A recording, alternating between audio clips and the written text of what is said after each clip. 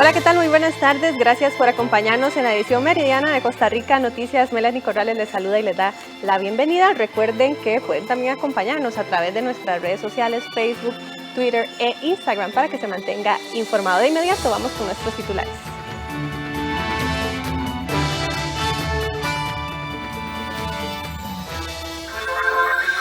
Bomberos atiende incendio de grandes proporciones en la Fábrica Nacional de Licores. Información en vivo. Lluvias y tormentas eléctricas en el Pacífico Central y Sur del país se pronostican desde este jueves. Ante aumento de casos de COVID-19, Liberación Nacional decidirá hoy si se mantiene o no la convención interna prevista para el 6 de junio. Organización Panamericana de la Salud vuelve a pedir a los países con más dosis de vacunas que donen a las naciones de las Américas. Bien, y de inmediato vamos a ver en pantalla cuáles son los últimos datos que registró el Ministerio de Salud con respecto a las cifras de contagios de coronavirus en nuestro país. Y es que el día de ayer se registró una de las cifras más altas desde que inició la pandemia. Se registraron 2.434 casos nuevos de COVID-19. En total, durante la pantalla se han registrado 245.601 casos de coronavirus. En el caso de las hospitalizaciones, este miércoles se reportaron 818 hospitalizaciones, es decir, 29 más en comparación con el día anterior. En la unidad de cuidados intensivos hay 351 pacientes en este momento y las edades, los rangos de edades van desde los 0 hasta los 92 años. Y los lamentables fallecimientos a este martes se contabilizaron 16. En el total, durante la pandemia, 3.202 personas perdieron la vida, de las cuales 1.210 eran mujeres y 1.992 eran hombres. El organismo de investigación judicial investiga un aparente engaño con la vacuna anti-COVID a un adulto mayor en Tres Ríos, al tiempo en que la Caja Costarricense de Seguro Social anunció que abrirá un procedimiento disciplinario contra el funcionario involucrado. Los hechos fueron denunciados este miércoles por un adulto mayor y su hijo, luego de que revisaran el video de la vacunación. En apariencia, al paciente se le hizo creer que se le aplicó la dosis, cuando en realidad únicamente se le colocó una jeringa sin el contenido de la vacuna. Así lo muestra un video que se hizo viral durante las últimas horas en redes sociales. La oficina de prensa del OIJ confirmó que la denuncia fue interpuesta ayer en San José, pero el caso se trasladó a Tres Ríos, donde ocurrieron los hechos. Entre tanto, la Caja Costarricense de Seguro Social informó esta mañana que el caso será puesto en conocimiento de las autoridades judiciales para que determinen la verdad de los hechos. El ingeniero Gerardo León Solís, jefe del área de investigación y seguridad institucional de la Caja, dijo que la institución presentará en las próximas horas ante el Ministerio Público las evidencias y hallazgos para que este incidente se investigue en todos los extremos que corresponden.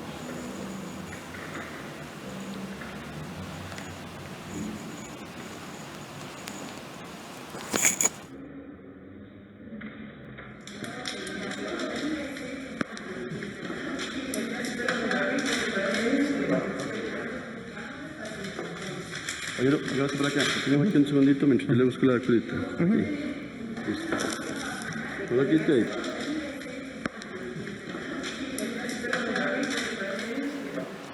El presidente Carlos Alvarado convocó este jueves al sector empresarial a una reunión de manera urgente para discutir posibles nuevas restricciones.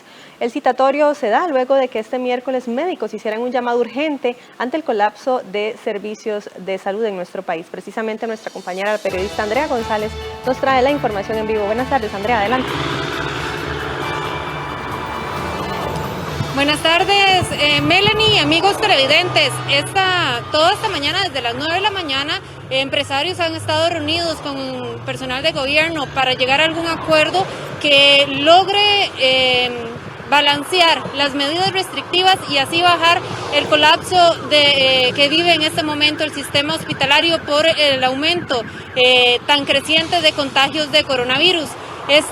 Ya sabemos por fuentes extraoficiales que a partir del próximo 3 y hasta el 9 de mayo tendremos una restricción en los negocios que utilizan registro sanitario. Esto excluye a los servicios express, servicios a domicilios y algunos negocios de turismo. Veamos la nota que preparamos sobre estas negociaciones y la situación que presenta el sector comercial.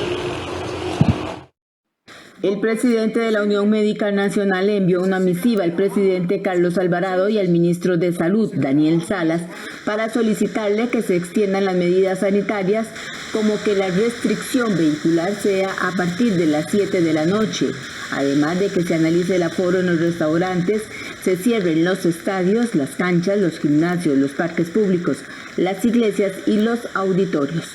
También para que se suspenda en mayo y junio las clases presenciales y se prohíba que las personas viajen en autobuses de pie. No puede ser posible que se sigan relajando los costarricenses como se relajaron en la Semana Santa. Por esa razón le hemos pedido al señor presidente, al ministro de Salud, que cierre las clases. El curso lectivo debe pararse por lo menos por 2 meses. Que los trabajadores que pueden hacer teletrabajo, que vuelvan a hacer teletrabajo. Precisamente sobre este mismo tema, el presidente Carlos Alvarado convocó a las 9 de la mañana a una reunión con el sector empresarial. Al llamado de la Unión Médica Nacional se unió la defensora de los habitantes, Catalina Crespo, quien también hizo un vehemente llamado para que se tomen una serie de medidas sanitarias ante el aumento en pocos días de casos de COVID-19. Además, la jerarca reiteró la necesidad de implementar un sistema de vacunación 24 horas los 7 días de la semana, que permita acelerar la vacunación a la población, principalmente en los lugares en donde este proceso ha marchado de manera lenta.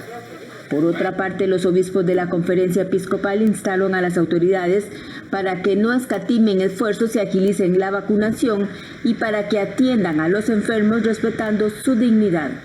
Entre tanto, el obispo auxiliar de la Arquidiócesis de San José hizo un llamado a la ciudadanía a ser conscientes y responsables para aplanar la curva de contagios. El llamado que hace la Iglesia en este momento de crisis es a todos los creyentes y a todas las personas de buena voluntad para que se cumpla muy estrictamente todas las medidas sanitarias que permitan el cuidado personal, el cuidado comunitario de la salud pública. Es un llamado también a los más jóvenes, para que siendo empáticos con los más vulnerables se cuiden, porque solo así también se cuidará al prójimo. En Costa Rica Noticias le consultamos a Casa Presidencial sobre los alcances de la reunión del señor presidente con los empresarios. Sin embargo, al cierre de edición no tuvimos respuesta alguna.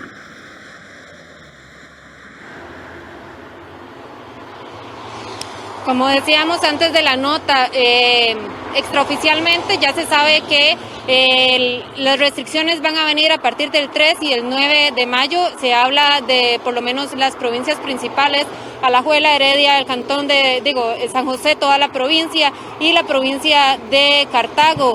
Para ampliarnos este detalle, estamos aquí con José Quesada, el expresidente de Asobares. José, muchas gracias por acompañarnos. Sí, muchas gracias. Bueno, primero que nada fuimos invitados a una mesa supuestamente de diálogo y de trabajo en conjunto con el gobierno, en donde en realidad fue una mesa de imposición, porque ya las normas estaban tomadas. No fue una mesa en donde se tomó nuestro parecer para ver qué medidas se podían tomar. Lamentablemente ya el gobierno las medidas las tenía tomadas.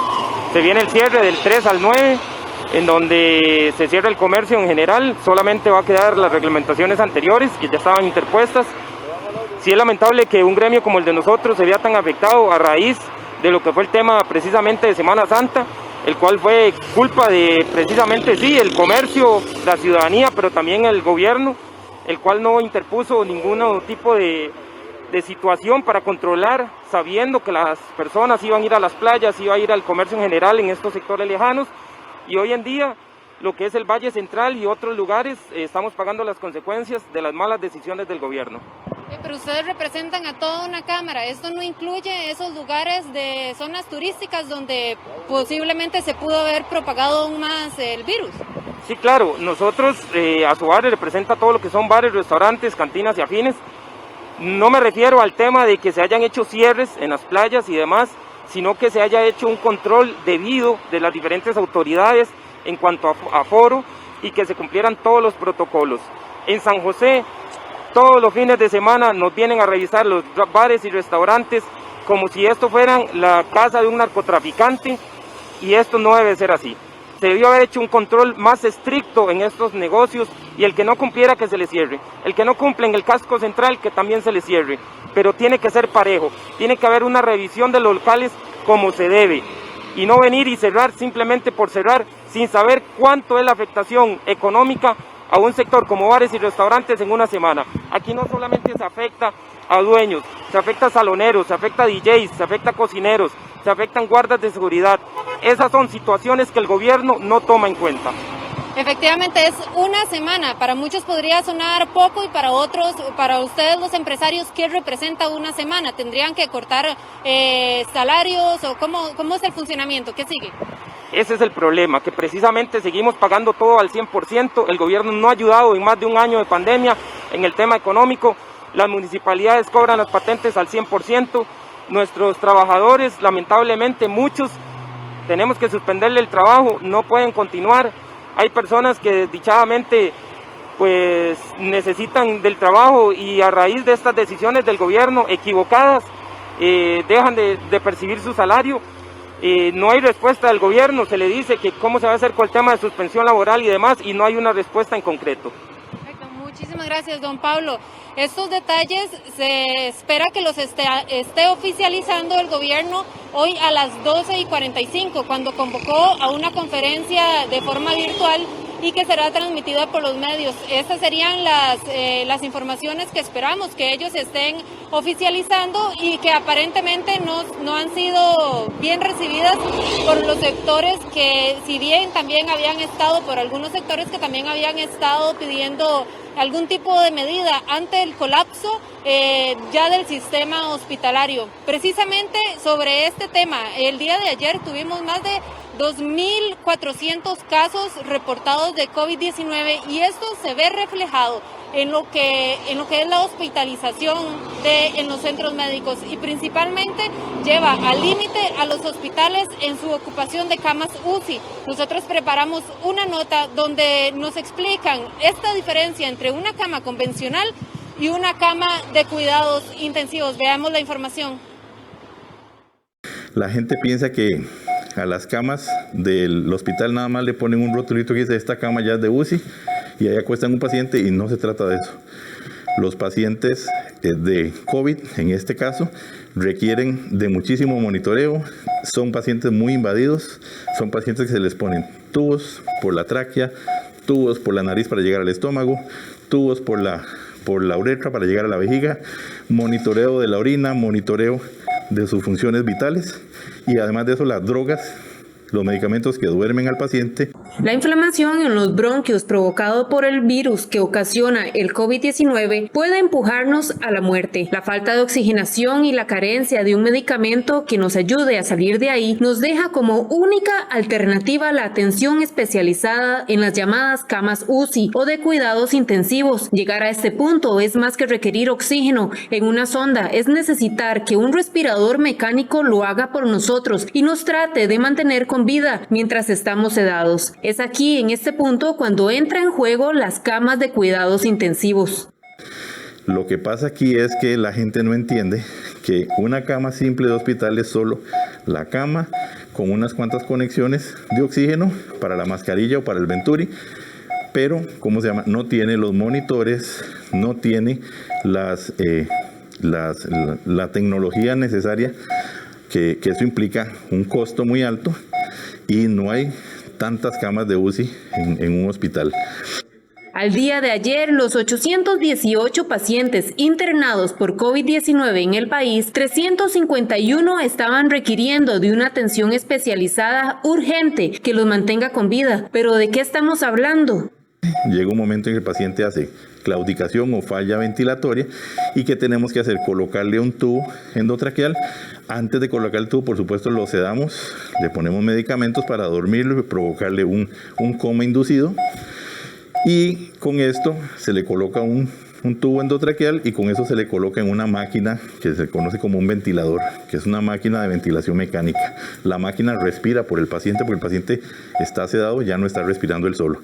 Las camas de cuidados intensivos son más que un rótulo que así lo diga. Si hablamos solo de costos, en promedio la atención de una cama de salón es de 500,000 colones al día, mientras que una de atención UCI puede cuadriplicar los costos debido a la atención que requieren los pacientes, los medicamentos y el equipo especializado.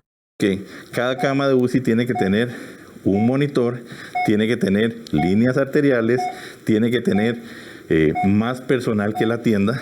Por ejemplo, una cama normal en un salón normal puede ser hasta 12, 15 camas atendidas por una misma enfermera junto con algunos cuantos auxiliares.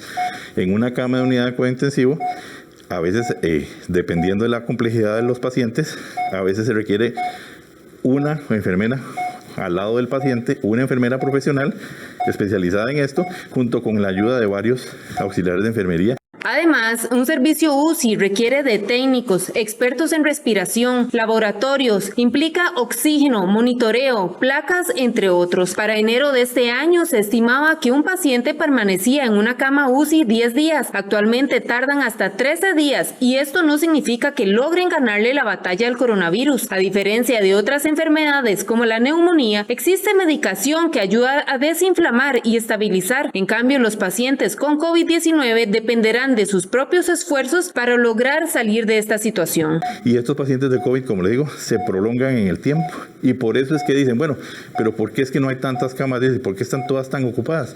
Porque son pacientes que, a diferencia de un paciente con una neumonía que dura 8 o 10 días en cuidado intensivo, estos pacientes pueden durar hasta 3 meses en cuidado intensivo y eso si no terminan falleciendo.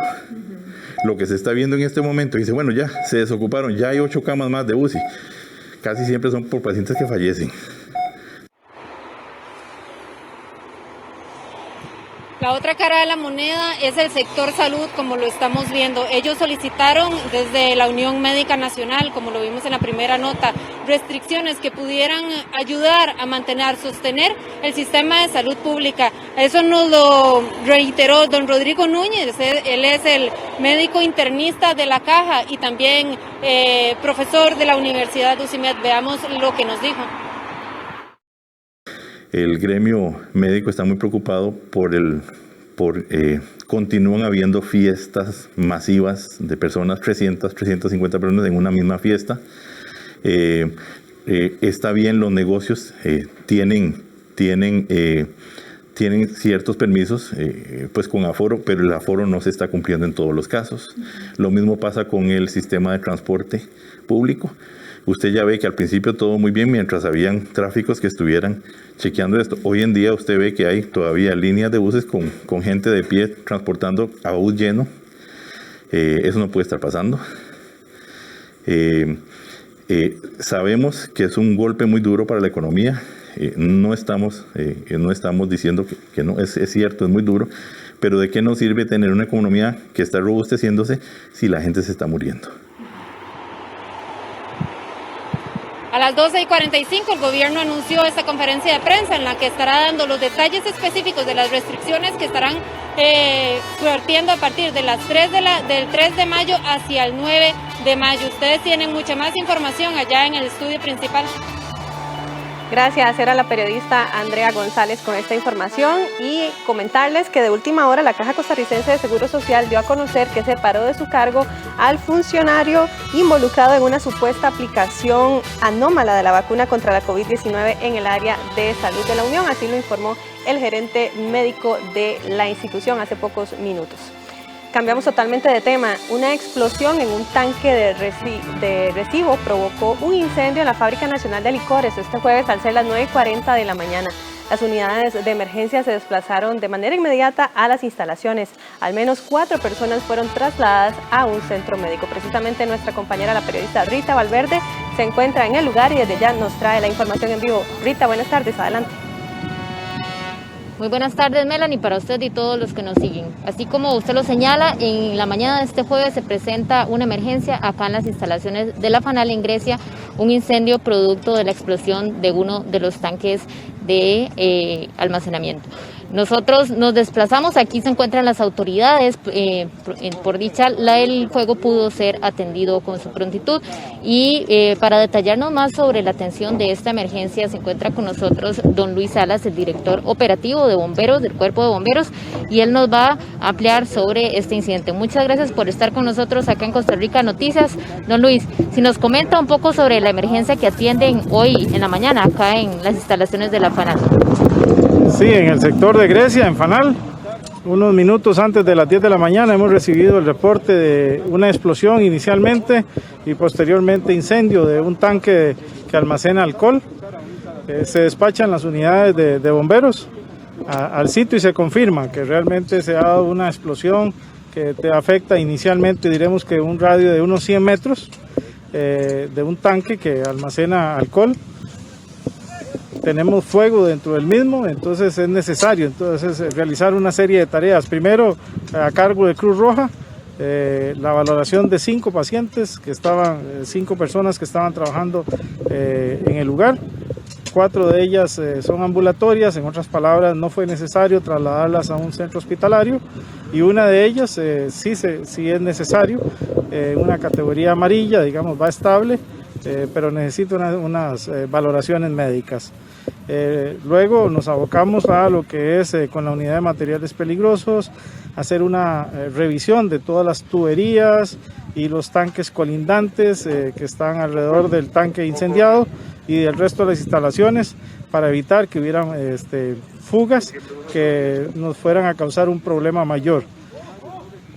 De forma paralela, asegurar el agua para poder trabajar con una unidad frente al incendio y por último poder sofocar el fuego que ya estaba confinado en el tanque que originalmente hizo la explosión. Esta área que se incendió, ¿cuánto es el radio, digamos, cuánto se expandió o cuánto pudo controlar? Bien, el fuego se circunscribe al tanque donde se origina la explosión. El tanque entendemos que tiene una capacidad de alrededor de unos 75,000 litros de alcohol. El mismo no estaba lleno. Se nos informó inicialmente que estaba con menos de la mitad de líquido y como usted podrá ver a mi espalda está la tapa del tanque que cayó alrededor de unos 100 metros de distancia de donde originalmente se encontraba. ¿Cuántas unidades tuvieron que desplazarse para atender este reporte? Bien, al ser una fábrica de alcohol, entonces se despacharon 8 unidades de diversas naturaleza. Unidad de rescate, unidad de materiales peligrosos, tanqueros, cisterna, unidades de extintoras, un vehículo de apoyo y también personal voluntario que se apersona en sus vehículos. ¿Y bomberos cuántos se desplazaron? Sí, tenemos alrededor de 60 bomberos trabajando acá. También, repito, recibimos el gran apoyo de compañeros de Cruz Roja, la Fuerza Pública que estuvo también acá trabajando con nosotros, asegurando el perímetro y desde luego el personal de FANAL que siempre estuvo a la par de nuestra trabajando en lo que era el control del incendio. Muchísimas gracias a don Luis Salas, el director operativo del Cuerpo de Bomberos, quien nos detallaba sobre la atención de este incidente que se presenta hoy en las instalaciones de la FANAL. Hasta el momento ya está controlado, el reporte se recibió antitos de las 10 de la mañana y hasta el momento aquí las unidades se mantienen para asegurar que todo marche bien. Las personas que fueron atendidas, que fueron 4 que fueron desplazadas a centros médicos y una persona que fue atendida aquí en las instalaciones. Ustedes continúan con más, Melanie. Muy buenas tardes. Gracias, Rita, por esta información en vivo desde el sector de la FANAL. Y vamos a hacer una pausa, pero quédese con nosotros porque al volver las personas entre los 18 y 57 años de edad con factores de riesgo serán los próximos en recibir la vacuna contra el COVID. Ya venimos.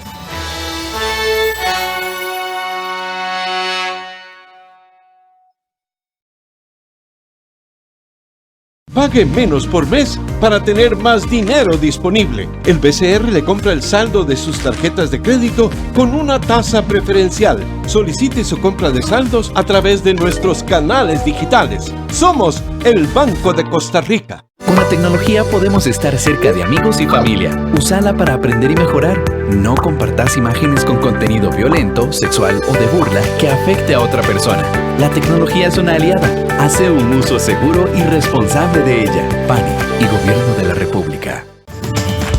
Celebramos el Mes PYME con condiciones especiales para reactivar tu empresa. Aprovechalas por tiempo limitado al solicitar tu crédito. Banco Popular presenta el tipo de cambio. Preste atención si tiene que realizar alguna transacción bancaria en dólares. A esta hora le presentamos el tipo de cambio según el Banco Central. La compra se encuentra en 614,73 colones y la venta en 621,67. Banco Popular presentó el tipo de cambio. Personas entre los 18 y 57 años de edad con factores de riesgo empezarán a ser vacunados contra la COVID-19. La inmunización iniciará en 23 áreas de salud y EVAIS y se irán sumando las que completen más bien el 80% de la vacunación del grupo 2, es decir, los mayores de 58 años. Las personas entre los 18 y 57 años con factores de riesgo empezarán a ser vacunadas contra la COVID-19. Estas personas pertenecen al grupo prioritario 3. La inmunización iniciará en 23 áreas de salud y EVAIS. Estos son Coronado, Desamparados, Corralillo, Acosta, Goicochea, Valverde Vega, Zarcero, Puerto Viejo de Sarapiquí, Parrita, San Rafael, Montes de Oro, Chomes Monteverde, Garavito y Cóbano. Además de estas áreas se incluye Ciudad Quesada, Guatuso, Los Chiles, Santa Rosa, Jicaral, Ojancha, Osa, Cotobruz y Valle La Estrella. A estas áreas se unirán los centros de salud que demuestren una vacunación del 80% en personas mayores de 58 años, es decir, el grupo 2. Que comprenden personas entre los 18 años y los 57 años que tengan factores de riesgo como diabetes, hipertensión, obesidad, enfermedad renal crónica, pacientes con cáncer, HIV o incluso pacientes que han sido sujetos de trasplante. Esto iniciará de manera inmediata en todas aquellas áreas de salud que ya tengan tasas de vacunación del grupo 2 mayores al 80%. La vacunación de estas personas se realizará con cita en grupos de mayor a menor edad, iniciando con quienes se encuentren entre los 57 y los 50 años y a partir de los listados que se genere desde el Sistema de Identificación de Agendas y Citas del Expediente Digital Único en Salud, EDUS. La asignación de citas se realizará por medio de llamadas telefónicas, tanto desde las áreas de salud como desde la plataforma del Centro de Contacto de la Caja. Entonces, en esta primera fase, con todas aquellas unidades que ya hayan llegado al 80% de la tasa del grupo 2, iniciaremos con la población de 50 a 57 años. Tengan certeza de que definitivamente los vamos a llamar. Hay que tener paciencia dentro de todo el proceso como la hemos tenido hasta este momento. En el caso de las personas con factores de riesgo que lleven el control de estos en un centro de salud privado, deben inscribirse a través de la línea telefónica 905-225-2000 para formar parte del registro de personas por vacunar.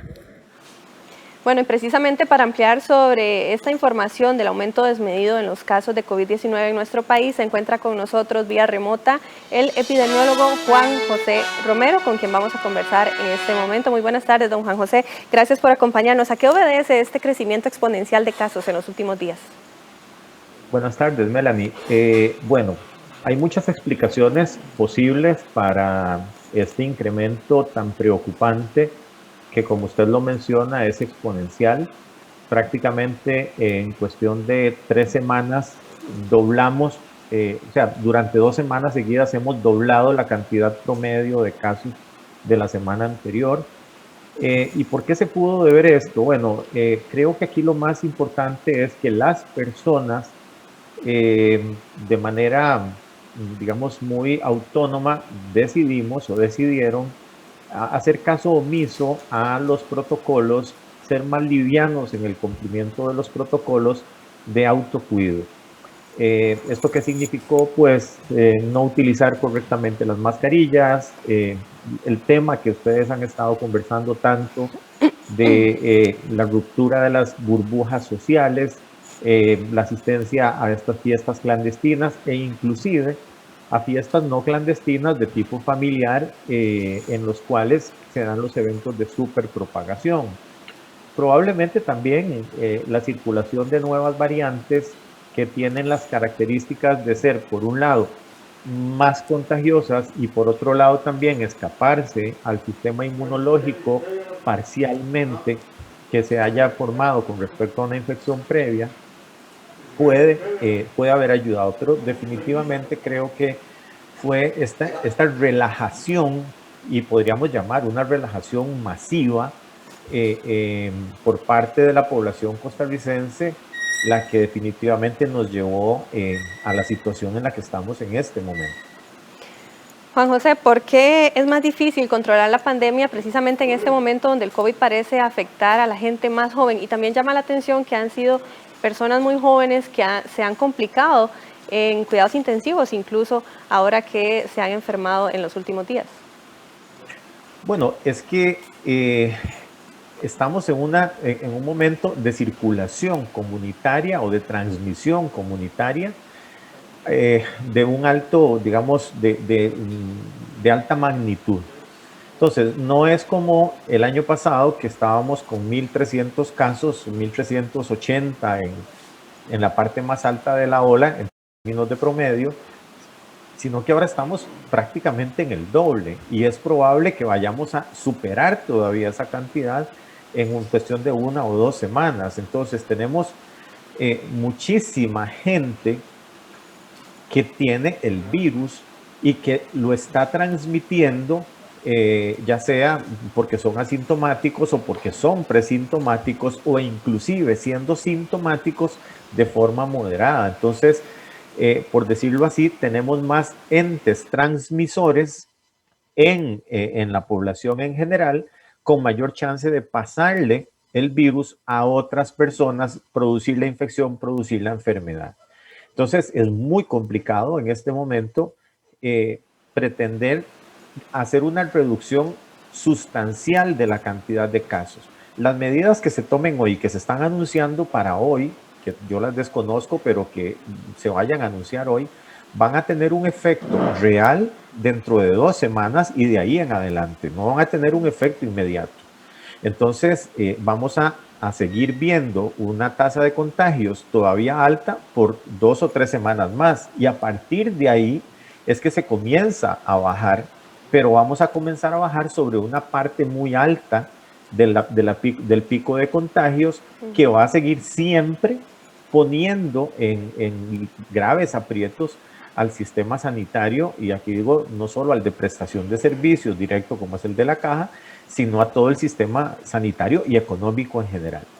Con respecto a la segunda parte de la pregunta, que tiene que ver con el perfil de los nuevos enfermos, efectivamente tenemos más gente joven que se está enfermando, digamos, de gravedad, pero tiene mucho que ver con este comportamiento. Tal vez el año pasado nos estábamos portando mejor, especialmente gente joven con factores de riesgo. Entonces, si yo tenía cierto grado de obesidad, si yo era tabaquista, si yo era hipertenso o un diabético juvenil o cosas por el estilo, tal vez me cuidaba más y resulta que me sumé en la ola de los que ya no nos cuidamos tan bien, y entonces, teniendo yo factores que favorecen la enfermedad y la enfermedad de manera severa o de manera grave, tal vez me liberé y entonces no solo me infecto, sino que me enfermo. Y por eso es que tenemos digamos, esta situación. No podríamos decir necesariamente que es producto de que las nuevas variantes son las que están afectando más. Esto tendríamos que verificarlo, y en eso está el INCIENSA en este momento haciendo todos los estudios genómicos para ver en qué cantidad o en qué frecuencia están circulando las nuevas variantes y relacionándolas precisamente con este perfil de nuevos enfermos.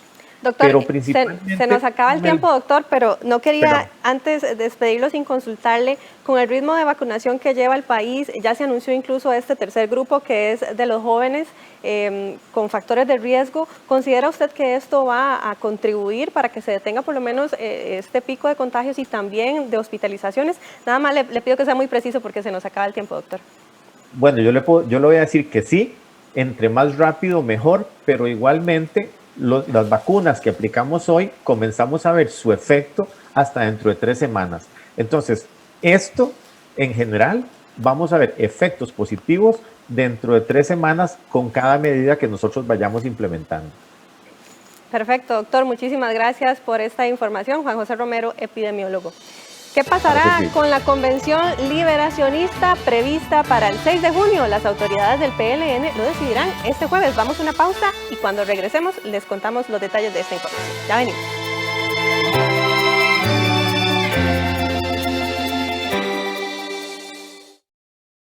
Respetar las medidas contra la COVID-19 es mi responsabilidad, porque luego voy a mi casa con mi familia. Yo tuve COVID, estuve internado 15 días. Vi personas morir de lo que yo tenía, y eso no lo quiero para mi familia, ni para mis compañeros. Por eso uso mascarilla, mantengo la distancia, y me lavo las manos constantemente, y así los protejo a ellos.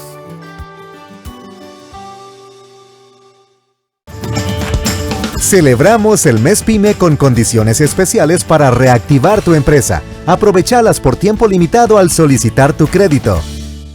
BN Venta de Bienes pone en tus manos la nueva subasta digital, una nueva forma de comprar un bien en línea. Ingresa ya a bnventadebienes.com o baja la app BN Venta de Bienes y aprovecha las oportunidades. Juntos somos progreso.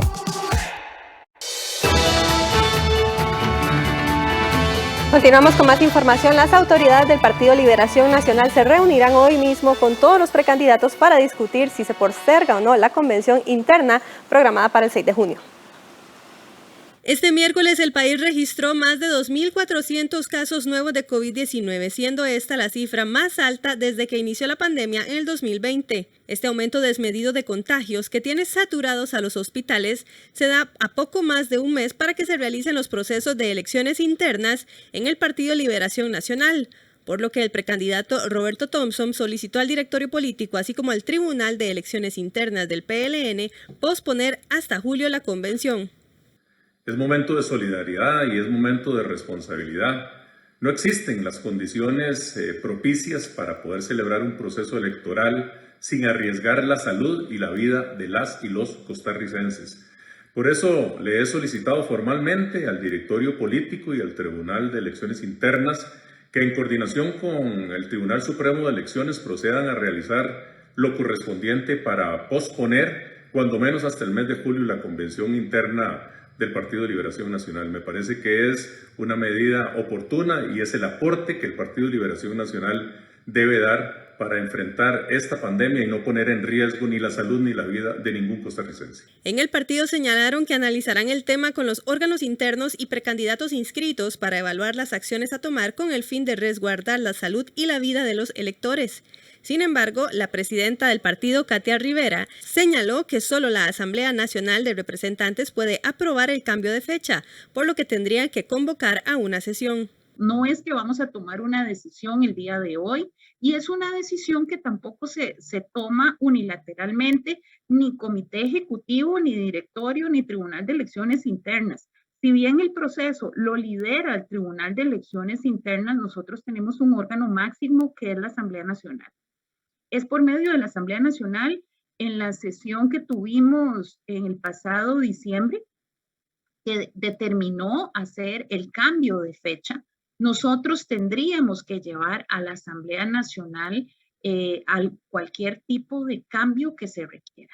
Los precandidatos Carlos Ricardo Benavides y Rolando Araya coinciden en la conveniencia de posponer la convención siempre y cuando esta no se suspenda. Le conviene al país y al partido que hayan justas democráticas y que haya una elección. Y me parece por eso que es prudente posponerla, pero no eliminarla o escoger un candidato en una Asamblea Nacional. No le veo realmente posibilidades, por lo menos a mí me parece que no sería óptimo ni razonable escoger el candidato de una forma cerrada. Yo creo que debería haber convención, pero buscarle las condiciones a la convención para que sea lo mejor desde el punto de vista sanitario y democrático. Y por esa razón, justamente es que concuerdo con la idea de posponer la elección y celebrarla después, ¿no? El 6 de junio, ojalá en julio, avanzado julio o incluso agosto, si fuera necesario. A como están, digamos, las jerarquías del partido, pues el candidato de consenso va a ser otra persona. Y yo exijo un proceso democrático, que sea el pueblo el que diga quién debe ser el candidato. El país no está para esto. Hay gente en Liberación que ha venido con alguna astucia especial, viendo a ver cómo evita aquella convención y se cuelgan de un argumento que resulta muy atractivo, que es consenso. Pero bueno, aquí hay diferencias fundamentales con relación a la vida nacional, con relación al país, con relación al partido, que no se resuelven en un consenso de ese tipo. La convención liberacionista está propuesta para el 6 de junio.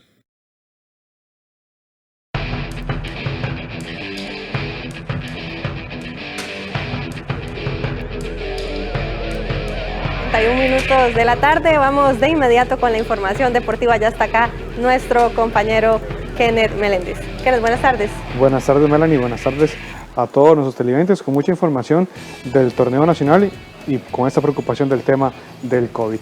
La UNAFUT se muestra preocupada por el aumento en los contagios de COVID-19 en el campeonato nacional. Aún así, y en medio de algunos rumores del gobierno sobre querer detener el torneo, confían en que se pueda cumplir con el calendario del Clausura 2021. Tras un torneo de apertura con muchas suspensiones de partidos a causa de los múltiples contagios de COVID-19 en los jugadores, el actual certamen se ha desarrollado bajo una relativa tranquilidad, hasta que en abril se dispararon los casos positivos, lo cual enciende alarmas en la Unión Nacional de Clubes de Fútbol, UNAFUT. Según el doctor Andrés Castillo, coordinador de la Comisión Médica del ente, en el torneo de clausura se han presentado cerca de 30 casos, 20 de ellos en las últimas 2 semanas. Hasta el momento el calendario se ha cumplido tal cual estaba planeado, a diferencia del campeonato anterior, donde la normalidad era la posposición de juegos. Deportiva del 13 quiso contactar a la ministra del Deporte, Carla Alemán, para saber si plantean suspender el campeonato nacional debido al aumento de casos en nuestro país, lo que ha llevado a los hospitales a estar al borde del colapso, pero no atendió las llamadas. En UNAFUT aseguran que la ministra no les ha hablado de suspensión y esperan que las 6 fechas que faltan para que finalice el campeonato se puedan desarrollar con total normalidad. No hemos tenido ninguna digamos, conversación ni tampoco han hecho de que quieran suspender el fútbol. Creo yo que se ha trabajado, se ha cumplido, está controlado y al tener toda esa gama como estamos haciendo ahorita, como acabo de describirle, no hay razón por la cual suspender el fútbol. El doctor Castillo explicó que están teniendo reuniones periódicas con los equipos para monitorear el estado de los jugadores y que se reporte de inmediato cualquier caso sospechoso, para así hacer testeos masivos. Además, dijo que aprovechan estas reuniones para insistir a los médicos de los equipos en la importancia de hacer conciencia en los futbolistas. Entre el viernes anterior y el martes se dieron a conocer 17 casos. Alajuelense reportó 4 el viernes y 7 el lunes. De ellos, 8 son jugadores y 3 miembros del cuerpo técnico, incluido Andrés Carevic. El sábado, Herediano anunció sobre 4 jugadores positivos y este martes Saprissa dio a conocer de 2 casos. Y el día de hoy pues se presentaron ya aquí a trabajar los jugadores que han dado negativo. Están trabajando con distanciamiento, hicimos una sesión de gimnasio, cada jugador con distanciamiento y con su cubrebocas. Luego saliendo a cancha ya lo hicieron sin cubrebocas, pero con distanciamiento y sin interacción entre ellos. La UNAFUT le solicita a los equipos que extremen las medidas para disminuir las posibilidades de contagio y así poder cumplir con el calendario del torneo de clausura, al cual solo le quedan 6 fechas por jugar. Para Saprissa el número mágico es 4, lo mismo que para Pérez Celedón. En cambio, del puesto 5 al 12 solo deben de pensar de a 6 para clasificarse a segunda ronda. Esos son los puntos que deberán ganar los equipos si desean estar en semifinales.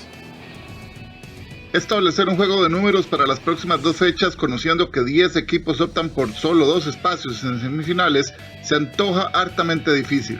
No solo estos clubes tienen que sacar sus marcadores, sino que tendrán sus oídos pegados a las noticias que lleguen de otros estadios para hacer su juego de números, pero hagamos el ejercicio. Para que Saprissa clasifique, y no necesariamente de tercero, pero para que al menos se vea jugando en semifinales, su número mágico es 4, así lograría 30 unidades y se haría inalcanzable para cualquier equipo que no sea Pérez Celedón.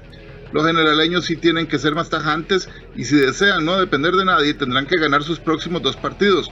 Uno incluso es ante el Herediano, su perseguidor en la tabla. Con 2 triunfos pasaría sin problema. Incluso podría ser 4 puntos y Herediano no lo alcanzaría, pero dependería de que Jicaral no gane en ninguna de las 2 fechas restantes. Desde el Herediano, que es quinto, hasta Guadalupe, que es último, no hay mucho que hacer. Tienen que ganar sus 2 compromisos restantes. Incluso florenses y jicaraleños podrían arriesgarse a hacer solo 4 de los 6 puntos, pero dependerían de cómo les vaya a Saprissa y Pérez Celedón. Cartaginés con 23, San Carlos con la misma cifra, Grecia 22, Limón 21 y Guadalupe 20 dependen solo de victorias y marcadores ajenos para avanzar.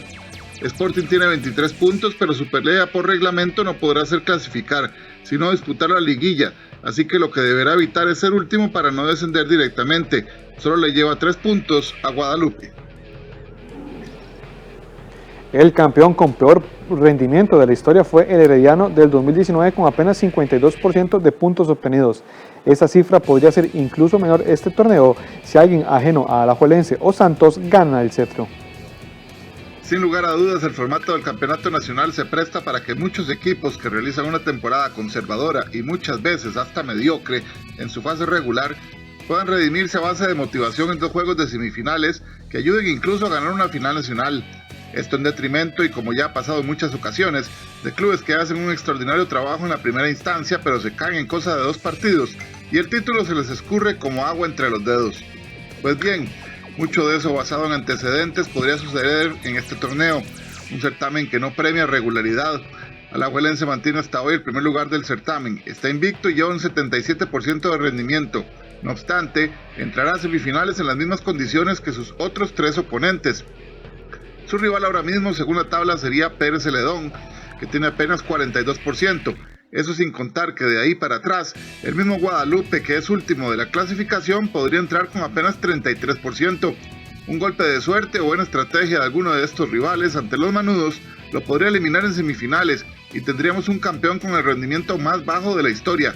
Costa Rica ha tenido equipos campeones con muy malos rendimientos, pero nunca por debajo del 50%, algo que podría suceder en el Clausura. Acá el detalle. En el torneo de 1978, el Club Sport Herediano fue campeón con el 58% de rendimiento. Fue la primera vez que un equipo monarca estuvo por debajo del 60% de efectividad. En el invierno 2009, Brujas lo hizo con 56%. En el Apertura 2017, Pérez Celedón con el 59%. En la Apertura 2018, el Herediano fue campeón con 57%. En el Apertura 2019 repitió el Team Florense con un 52%, el cual es el balance de rendimiento más bajo en la historia de un campeón nacional. Y para el Clausura 2019, el campeón fue San Carlos con apenas 56%. Si Alajuelense o Santos no salen con el título, este podría ser el certamen con el nivel más bajo de la historia porcentualmente para un campeón. A pesar de la grave situación que vive Costa Rica por el crecimiento de los contagios de COVID-19, de la cual el fútbol no es ajeno, la UNAFUT mantiene en pie la idea de jugar con aficionados la fase final del torneo de clausura. Mientras los casos de COVID-19 se disparan en nuestro país y específicamente en nuestro fútbol, los organizadores del campeonato nacional continúan con el plan de llevar público a los estadios. Así lo confirmó Deportivas del 13 el doctor Andrés Castillo, coordinador de la Comisión Médica de la Unión Nacional de Clubes de Fútbol, UNAFUT, quien aseguró que el protocolo que presentaron al Ministerio del Deporte permite disminuir casi en su totalidad la posibilidad de contagios. La idea de UNAFUT es que en las semifinales y la final se utilice un 25% del aforo de los estadios, con lo que se permitiría el ingreso de socios de los equipos locales. Las semifinales iniciarían en 2 semanas, el miércoles 12 de mayo.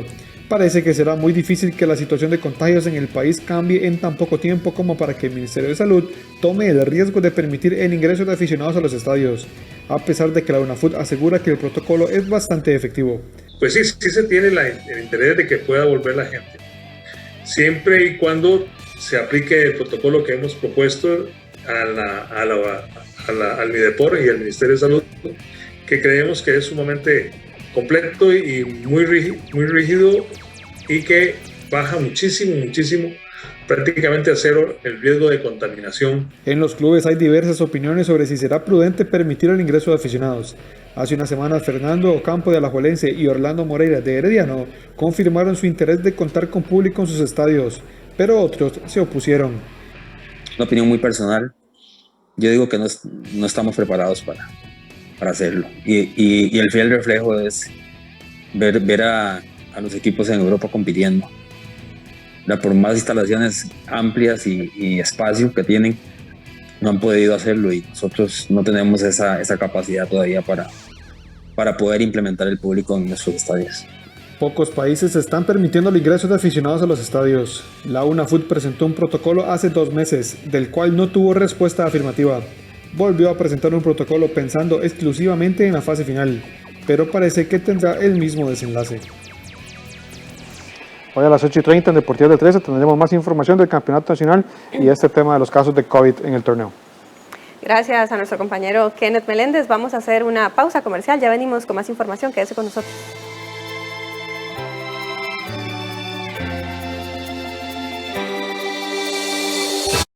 Quise invitar a Maya. Pensé que tal vez podríamos cenar juntos. No creo que esa mujer venga. No iré. Eso también díselo a tu madre. Tamaki, el ballet es algo importante para ustedes dos. Siempre lo ha sido. ¡Lastima! ¡Por eso quiero olvidarlo! ¡No lo superaré si no lo olvido! Pero en ese entonces aún no lo sabía. Que aunque padres e hijos vivan siempre juntos, deben dejar en claro sus sentimientos. Hay cosas que se malinterpretan entre ellos. Una comida para el corazón. Una historia familiar que nos conmoverá. De lunes a viernes a las 11:30 de la mañana. Solo en 13. Costa Rica Televisión. Meyer, no es que no le guste el trabajo. Es que Esteve sería mucho más feliz si lo dejamos en el mismo puesto de siempre. Yo soy un burócrata natural, cuando la causa lo justifica.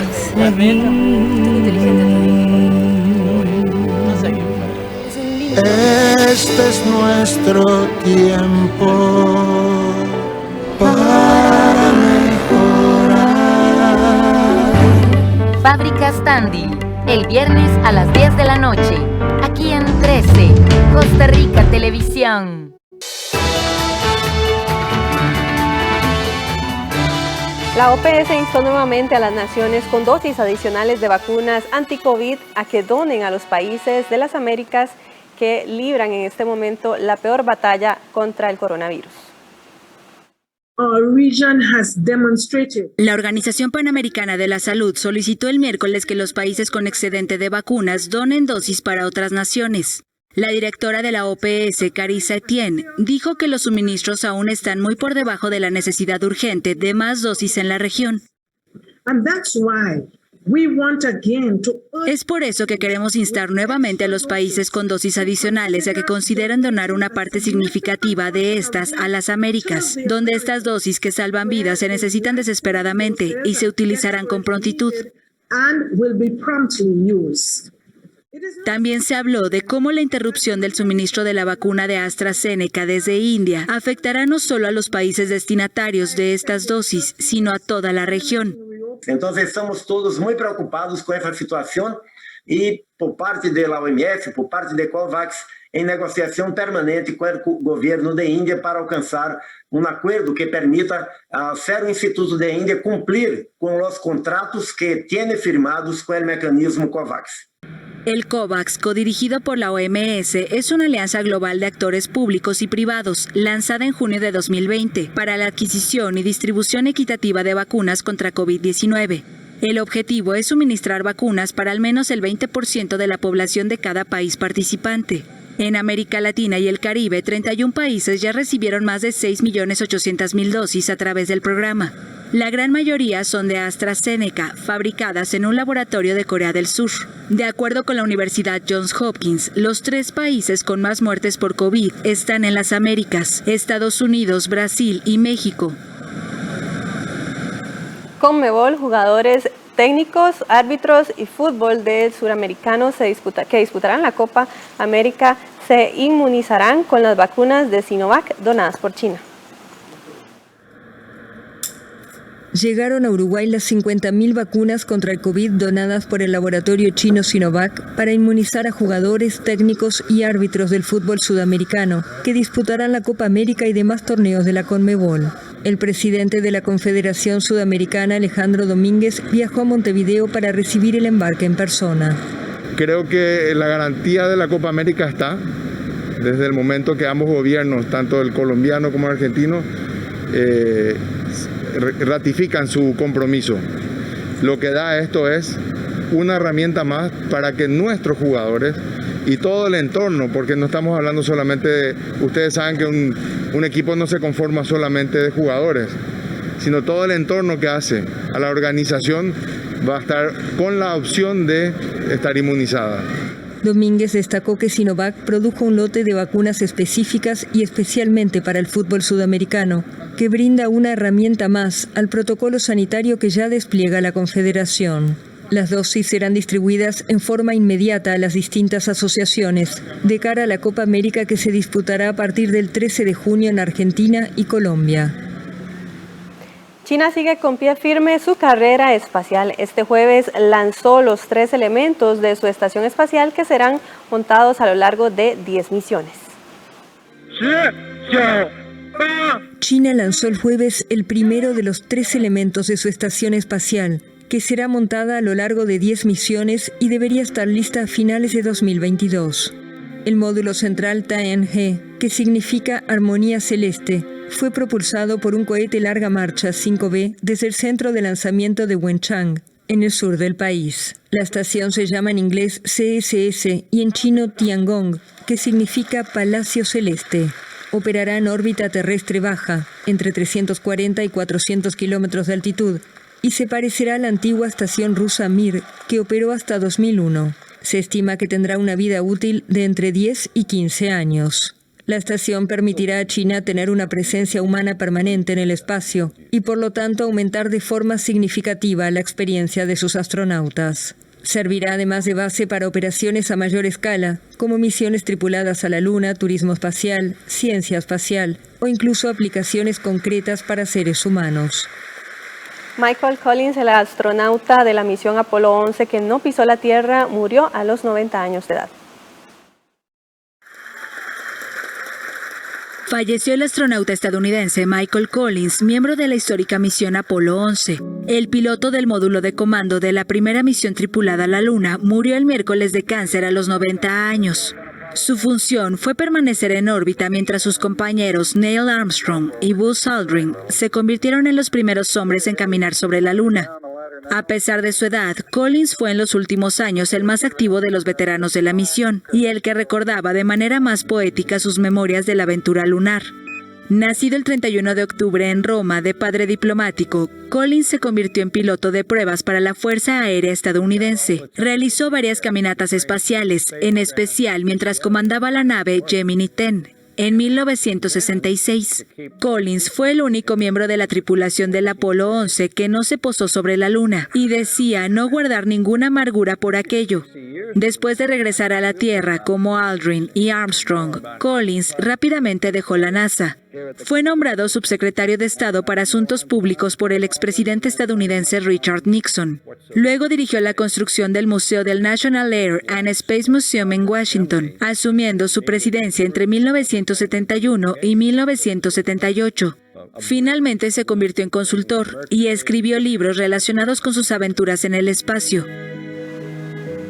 A partir de este jueves se presentarán lluvias y tormentas eléctricas en el Pacífico central y sur del país. Asimismo, en el módulo de información de oceanografía de la Universidad de Costa Rica, instaron a la población que vive en las zonas costeras del Pacífico a estar atentos por la marea alta. El Instituto Meteorológico Nacional informó que este jueves se proyecta un incremento en la inestabilidad atmosférica sobre el país debido a una mayor cercanía y actividad de la zona de convergencia intertropical. Y esto se debe a que vamos a estar teniendo vientos alisios bastante débiles. Esa condición de vientos alisios débiles va a estar predominando desde efectivamente este día jueves y por lo menos los próximos 4 o 5 días, incrementándose la posibilidad de lluvias en horas de la tarde, tanto en el Valle Central como en toda la vertiente del Pacífico. Por otra parte, el coordinador del módulo de información oceanográfica de la Universidad de Costa Rica hizo un llamado a la población que vive en el Pacífico y en zonas vulnerables a inundaciones para que estén atentas por las posibles mareas y oleajes altos.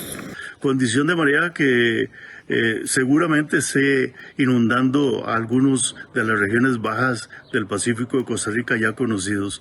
En cuanto a oleaje, tenemos oleajes promedio en todas las costas del Pacífico de Costa Rica, con máximas un poquito más altas en el Pacífico Central y Sur, digamos que de máximas de 2 metros. En el Caribe tenemos una condición de oleaje muy bajo, condiciones muy buenas para la navegación y para los bañistas. En el Pacífico Norte ya el viento dejó de ser fuerte, así que también hay buenas condiciones para la navegación. Ante esta situación, en la Comisión Nacional de Emergencias hicieron un llamado para que la población tome las medidas necesarias, sobre todo quienes viven en zonas vulnerables. Muy importante para las personas que habitan en zonas potencialmente de riesgo, como áreas cercanas a quebradas, acequias, ríos, laderas inestables, estar muy pendiente del comportamiento del clima durante estos próximos días. Igualmente se nos ha informado alguna condición de oleaje que pueda afectar diferentes sectores de la costa pacífica de nuestro país, por lo cual también a las personas que visitan nuestras costas estar muy atentos y pendientes del comportamiento de las mareas y las olas en los próximos días. En el Instituto Meteorológico recomendaron tener precaución por la saturación de alcantarillado y deslizamientos en el Pacífico Central y Sur. Además, estar atentos ante la tormenta eléctrica y buscar refugio en un sitio seguro en caso de presentarse o de percibir fuertes ráfagas de viento cerca de las nubes de tormenta, debido a la posible caída de ramas de árboles, tendido eléctrico, entre otros. Hasta acá las noticias, gracias por su compañía. Los dejamos de inmediato con la conferencia de prensa de las autoridades de gobierno. Buenas tardes.